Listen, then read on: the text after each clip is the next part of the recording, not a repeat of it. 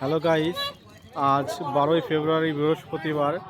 আজকে তাই সকাল সকাল ঘুম থেকে উঠে চান ধান করে চলে এসেছি পাগলাখালি পাগলা বাবার ধামে। এই যে দেখতে পাচ্ছেন, এই পলতা নদী, এই পলতা নদীর পাড়েই এই যে পাগলা বাবার আশ্রম। এই যে পাগলা বাবার ভোগ রান্না হচ্ছে, এই দেখতে পাচ্ছেন ভোগ তৈরি হচ্ছে পাগলা বাবার। অনেক ভক্ত সমাগম হয়েছে এই পাগলা বাবার ধামে। লোকে মানসিক করে এই যে গাছের গায়ে গায়ে এরকম সরা বেঁধে দিয়েছে, দেখতে পাচ্ছেন। আপনারা যদি কেউ কলকাতা থেকে পাগলা বাবার ধামে আসতে চান, তাহলে আপনাদেরকে আসতে হবে কৃষ্ণনগর সিটি জংশনে, আর নইলে মাঝদিয়া।